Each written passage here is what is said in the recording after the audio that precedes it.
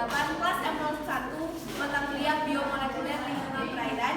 Adapun anggota dari kelompok kami yang pertama saya sendiri yaitu Ayu Sumanias dengan digit NIM terakhir 009, dan saya Melinda Dausi dengan digit NIM terakhir 003, dan saya Riza Safira dengan digit NIM terakhir 049. Saya Safira Putri dengan 3 digit NIM terakhir 039. Saya Hana Istiana dengan digit NIM terakhir 011. Berikut presentasi dari kelompok kami. Assalamualaikum warahmatullahi wabarakatuh. Perkenalkan, kami dari kelompok 8 kelas M01.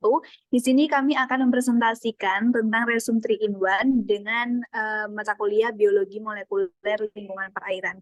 Adapun anggota dari kelompok 8, yang pertama ada Istiana, yang kedua ada Diajeng Ayu, ada Melinda, ada Safira, dan juga Riza Safira. Selanjutnya akan dijelaskan oleh rekan saya.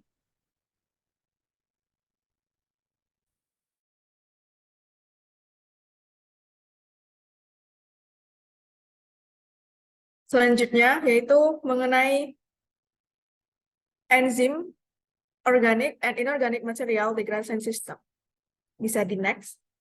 Baik, slide yang pertama itu menjelaskan tentang enzim, di mana enzim ini merupakan bagian dari protein yang bertindak sebagai biokatalis dalam suatu reaksi kimia menurut Buda et al. 2020. Enzim sangat penting dalam sistem biologis karena memungkinkan organisme melakukan reaksi kimia kompleks dengan kecepatan yang jauh lebih cepat dibandingkan tanpa enzim. Enzim biasanya berupa protein dengan struktur 3 dimensi kompleks dan memiliki fungsi yang penting. Struktur dasar enzim terdiri dari situs aktif, enzim sangat spesifik, di mana enzim hanya mengkatalis reaksi spesifik dengan substrat yang spesifik. Penelitian enzim telah berkembang pesat dalam beberapa tahun terakhir. Salah satu bidang penelitian yang menjanjikan adalah bidang biokatalis, di mana enzim ini digunakan untuk mengkatalisis reaksi kimia dalam proses industri.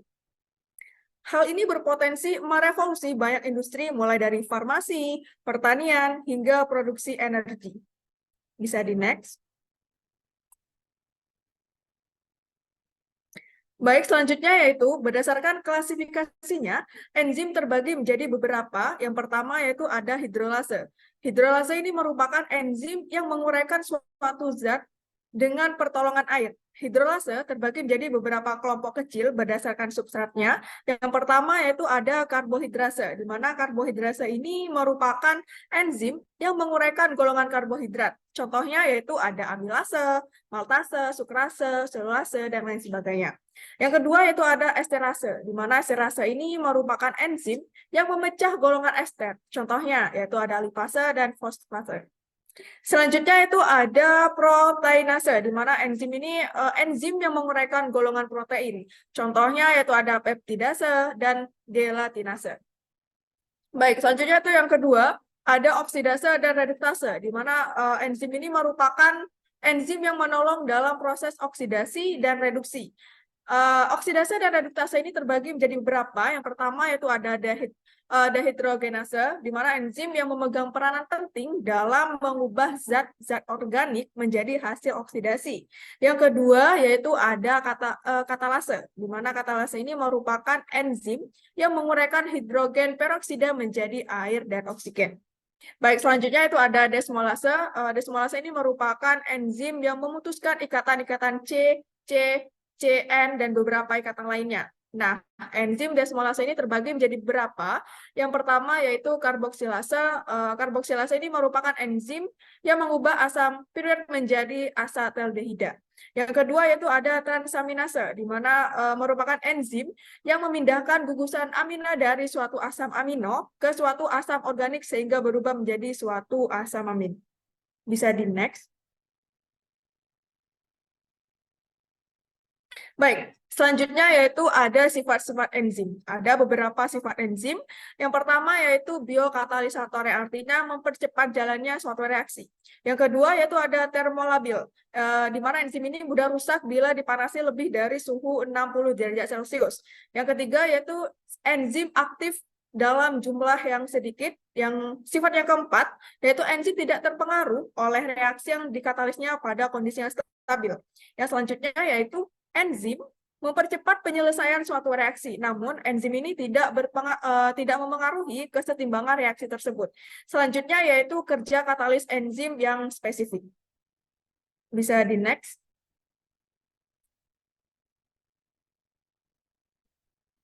Baik, topik selanjutnya yaitu enzim dalam mendegradasi bahan organik. Perlu kita ketahui bahwa bahan organik ini berperan penting dalam pelapukan dan proses dekomposisi mineral tanah, sumber hara tanaman, pembentukan struktur tanah, dan pengembangan tanaman. Enzim ini memainkan peran penting dalam degradasi bahan organik karena enzim merupakan katalis biologis yang mempercepat reaksi kimia dan memecah molekul kompleks menjadi molekul sederhana yang dapat dengan mudah diproses oleh mikroorganisme. Nah, jenis-jenis enzim yang terlibat dalam degradasi bahan organik, yang pertama yaitu ada protease, di mana protease ini merupakan enzim yang memecah protein menjadi peptida dan asam amino yang lebih kecil. Selanjutnya itu ada enzim lipase, di mana enzim lipase ini enzim yang memecah lemak dan minyak menjadi gliserol dan asam lemak. Selanjutnya itu ada selulase, enzim yang memecah selulosa menjadi molekul glukosa. Selanjutnya yaitu ada enzim amilase. Enzim amilase ini enzim yang memecah peptin menjadi gula sederhana, sedangkan paktinase memecah peptin menjadi karbohidrat sederhana. Baik, sistem degradasi terbagi menjadi beberapa. Yang pertama yaitu ada degradasi aerobik, yang artinya melibatkan penggunaan oksigen untuk memecah bahan organik menjadi senyawa yang lebih sederhana. Selanjutnya yaitu ada degradasi anaerobik, yang artinya terjadi tanpa adanya oksigen dan bergantung pada akseptor elektron lain seperti nitrat atau sulfat. Dan selanjutnya yaitu ada degradasi khusus seperti metanogenesis, di mana sistem degradasi ini bekerja dengan memanfaatkan mikroorganisme seperti bakteri dan archaea yang mampu memecah molekul organik kompleks menjadi senyawa yang lebih sederhana yang dapat digunakan sebagai sumber energi. Nah, berikut kami tampilkan beberapa bagan mengenai degradasi bahan organik menurut Indrayati 2002. Untuk contoh aplikasi enzim dalam mendegradasi bahan organik, yang pertama yaitu ada proses pengomposan. Nah, proses pengomposan ini melibatkan enzim dalam proses penguraian sampah organik oleh mikroorganisme, sehingga menghasilkan perbaikan tanah yang kaya akan nutrisi. Penanggulangan sampah organik seperti sisa buangan sayur, buah-buahan harus dilakukan secara ekstensif. Jumlah sampah organik yang sangat tinggi tidak dapat diolah dengan cara membuat ekoenzim. Nah, ekoenzim ini merupakan cairan fermentasi yang diproduksi dari limbah sayur dan buah-buahan dan ditambah dengan gula. Nah, di mana ekoenzim ini mengubah amoniak menjadi nitrat yang dapat digunakan untuk menutrisi suatu tanaman seperti itu. Dan selanjutnya yaitu aplikasi dalam pengelolaan air limbah, di mana sistem degradasi bahan organik ini dapat digunakan untuk menghilangkan polutan dan kontaminan dari air limbah tersendiri, sehingga aman untuk dibuang ke lingkungan. Bisa di next.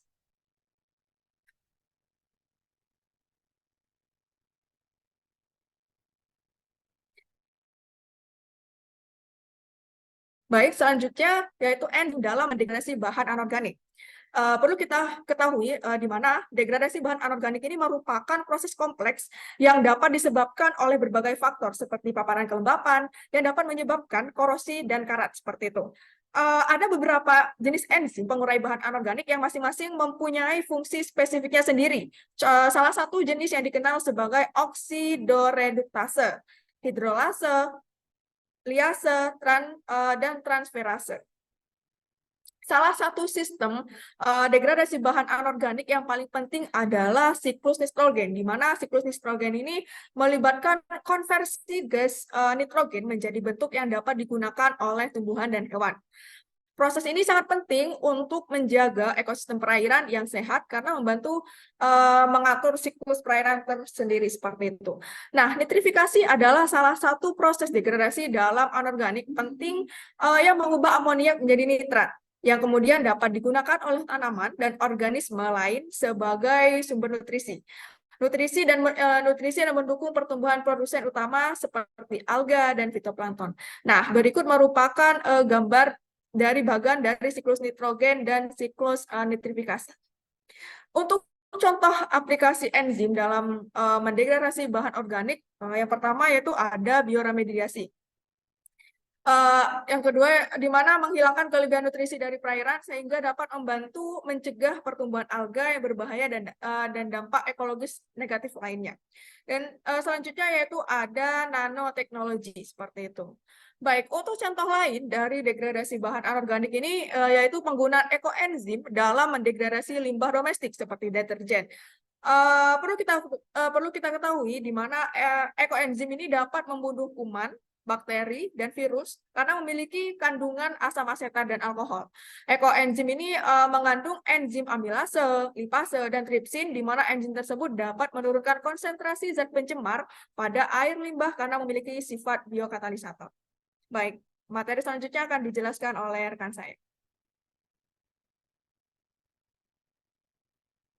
Baik, selanjutnya adalah materi kedua.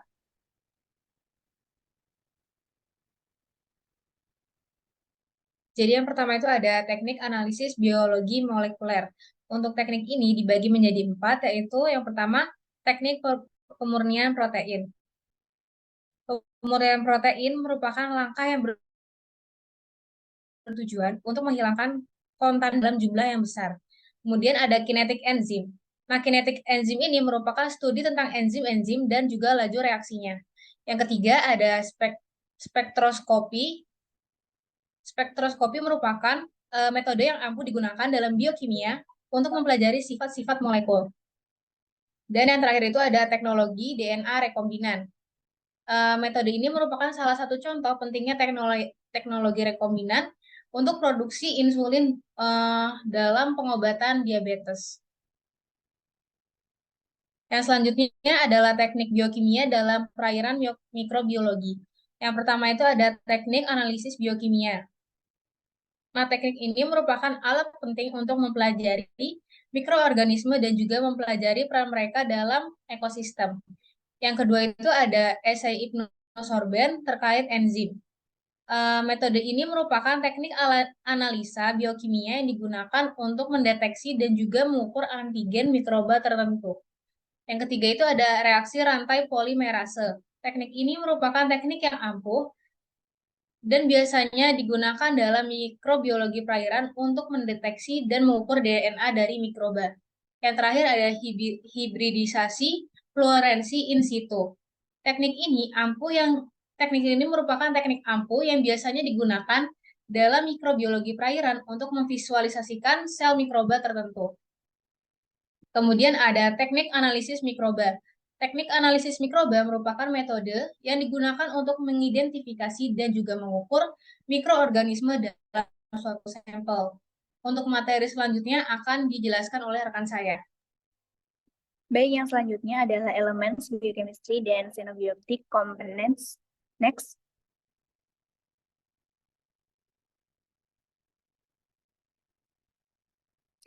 Dan yang pertama adalah struktur dan fungsi enzim, di mana yang kita tahu enzim sendiri itu adalah molekul biologis yang bertindak sebagai katalis untuk mempercepat reaksi kimia pada organisme hidup.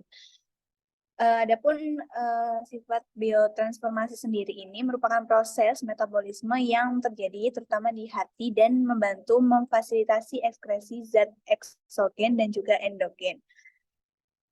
Enzim sendiri itu biasanya adalah protein yang memiliki bentuk spesifik yang memungkinkan berikatan dengan molekul tertentu, dan di mana enzim di sini sangat penting untuk banyak proses biologis termasuk pada pencernaan, metabolisme, dan juga replikasi DNA. Di dalam tubuh terdapat berbagai jenis enzim yang menjalankan fungsi tertentu, misalnya enzim amilase di mana yang berperan sebagai memecah karbohidrat dalam sistem pencernaan. Ada juga laktase, memecah laktosa dalam susu. Enzim juga memainkan peran penting dalam sistem kekebalan tubuh, membantu mengidentifikasi dan menghancurkan bakteri dan virus berbahaya. Struktur dasar enzim ini sendiri terdiri dari situs aktif, tempat enzim berikatan dengan substratnya dan mengkatalisis reaksi, dan bentuk tertentu yang memungkinkannya berinteraksi dengan substrat. Bisa di next. Adapun faktor yang mempengaruhi aktivitas enzim sendiri, yang pertama ada suhu, di mana enzim ini memiliki suhu optimal, di mana mereka berfungsi paling efisien. Jadi jika suhu ini melebihi suhu optimal, enzim dapat mengalami denaturasi, yaitu kehilangan struktur 3 fungsionalnya. Dan maka sebaliknya, pada suhu di bawah suhu optimal, aktivitas dari enzim cenderung melambat karena pergerakan molekul yang lebih lambat dan kurangnya energi untuk memfasilitasi reaksi kimia. Adapun faktor yang kedua yaitu pH. Perubahan pH juga dapat mempengaruhi muatan ionik di residu asam amino enzim yang pada gilirannya dapat mempengaruhi struktur 3 dimensi enzim. Jadi jika pH berada di luar kisaran optimal, dapat terjadi denaturasi enzim yang dimana ini menyebabkan kehilangan aktivitas dari fungsionalnya ini sendiri. Bisa di next.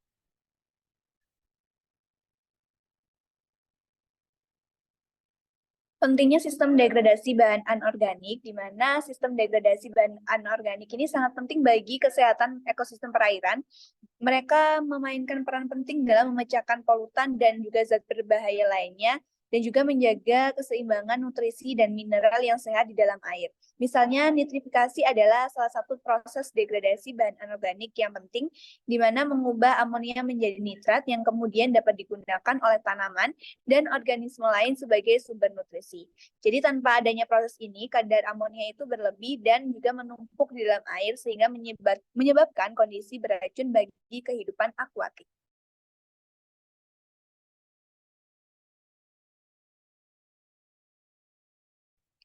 Oke, selanjutnya yaitu ada teknik RAPD, RFLP, dan sequencing. Next.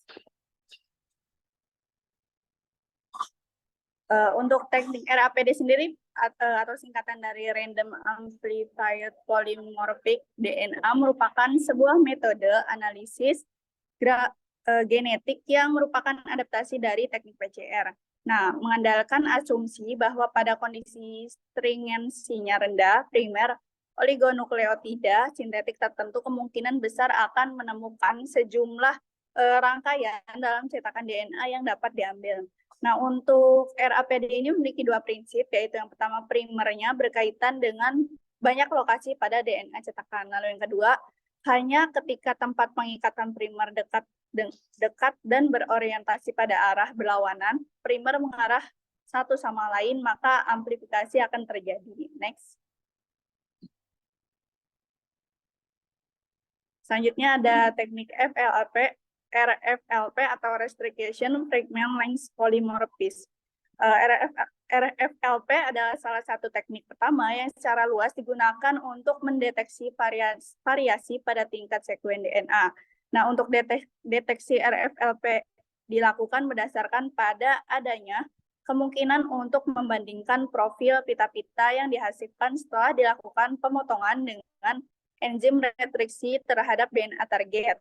Nah, untuk keunggulan penggunaan RFLP ini, yang pertama menduga hubungan kekerabatan dari beberapa individu yang dianalisis. Yang kedua, menduga ada tidaknya variasi genetik dari koleksi plasma nutfah. Yang ketiga, memonitor proses seleksi melalui linkage berbagai karakter. Yang keempat, memilah-milih komponen genetik dari karakter kuantitatif.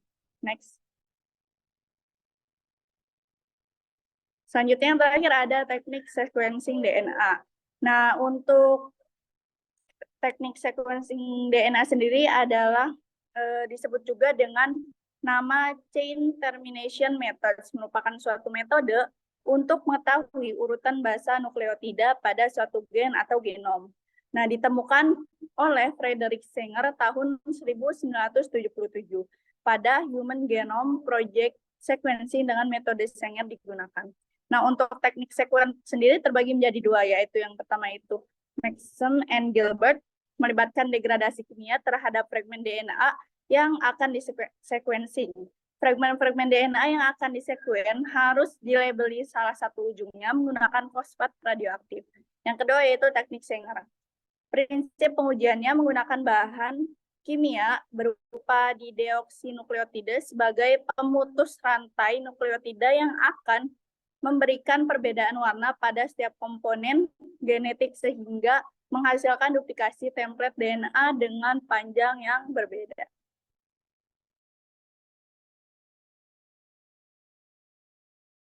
Nah, selanjutnya ada teknik analisis DNA dan RNA protein. Bisa next.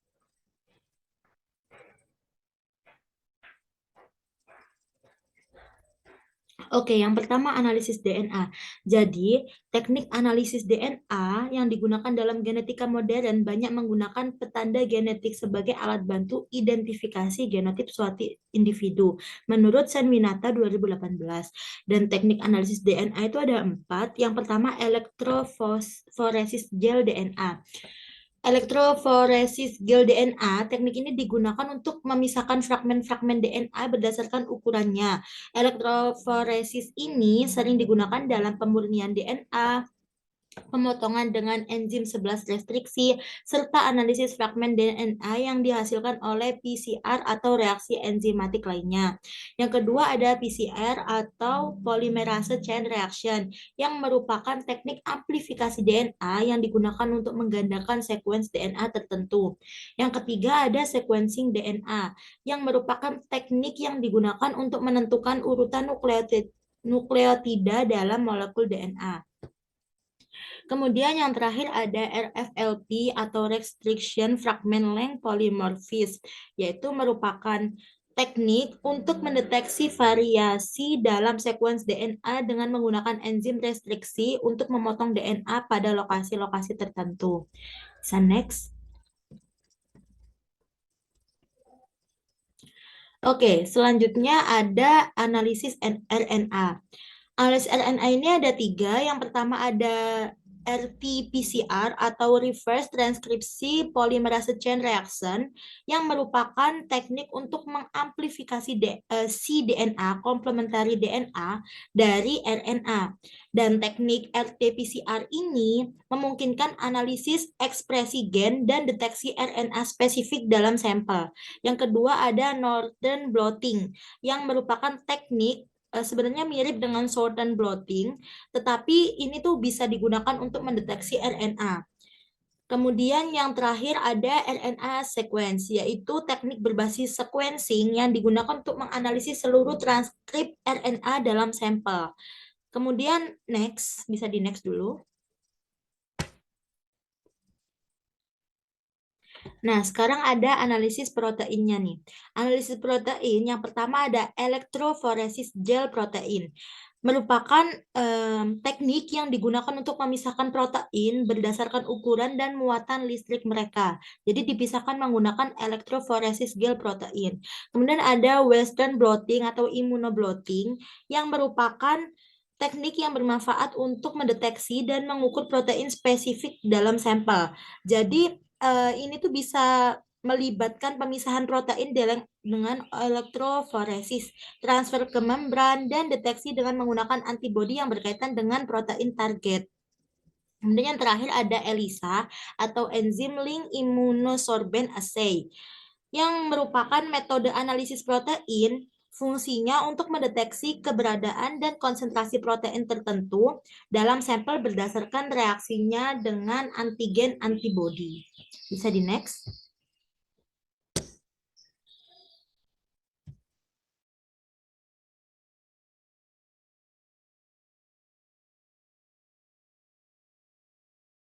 Yaitu selanjutnya ada degradasi asam nukleat, di mana sistem degradasi bahan biokimia ini adalah komponen yang penting organisme hidup yang bertanggung jawab untuk memecahkan berbagai biomolekul dan bahan di dalam sel dan jaringan. Nukleasa ini adalah enzim yang bertanggung jawab untuk mendegradasi asam nukleat seperti DNA dan RNA menjadi nukleotida. Proses ini tidak hanya mendaur ulang bahan penyusun nukleotida, tapi juga membantu mengatur ekspresi dan dengan menghilangkan molekul RNA yang tidak diinginkan dan memecahkan akumulasi materi genetik yang berpotensi membahayakan. Next.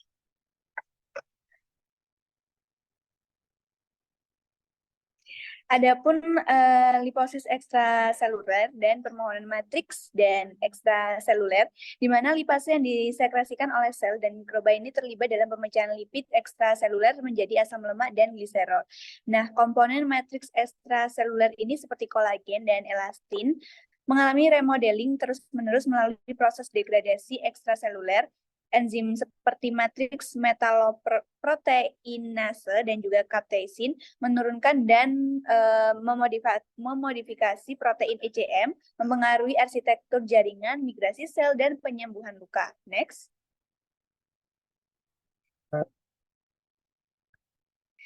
Nah, mikrobiota dan degradasi usus, di mana komunitas beragam mikroorganisme yang menghuni saluran pencernaan ini memainkan peran penting dalam degradasi biomolekul kompleks yang resisten terhadap enzim pencernaan manusia.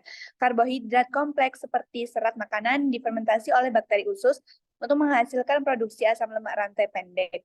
Nah, asam lemak rantai pendek ini menyediakan sumber energi bagi mikrobiota dan inangnya, serta kontribusi dalam menjaga kesehatan usus. Selain itu, mikrobiota usus ini juga membantu mendegradasi protein dan memanfaatkan serangkaian enzim untuk memecahkan protein menjadi asam amino sederhana yang dapat diserap dan dimanfaatkan oleh inang.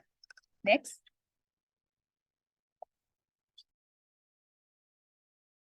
Oke, selanjutnya ada materi ketujuh yaitu Population Genomics and Whole Genome Sequencing in Fisheries. Bisa di next.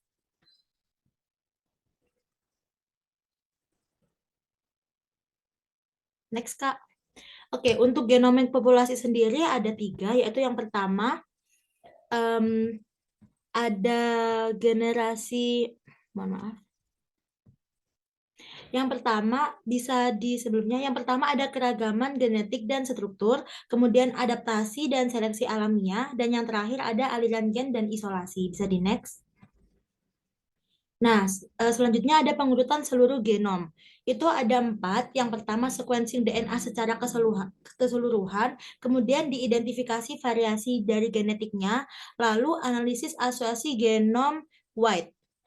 Jadi, analisis asosiasi genom wide ini memungkinkan identifikasi hubungan antara variasi genetik tertentu dengan fenotip atau sifat tertentu pada ikan, atau biasa disingkat GWAS. Dan yang terakhir ada rekonstruksi sejarah populasi. Bisa next. Untuk genom perikanan sendiri, genomik perikanan merupakan bidang baru yang menerapkan alat genom untuk pengelolaan perikanan. Dan genetik populasi merupakan hal yang penting dalam manajemen perikanan dalam konteks penyebaran dan kelimpahan dari populasi. Kenapa? Karena pendekatan genom membawa pendekatan baru dalam pengelolaan perikanan, karena itu dapat mempertimbangkan keanekaragaman adaptif atau locus outlier sumber daya perikanan. Bisa di next. Baik, berikut merupakan daftar pustaka yang kelompok kami gunakan. Mohon maaf atas kekurangan dan juga kelebihan dalam presentasi kami. Wassalamualaikum warahmatullahi wabarakatuh.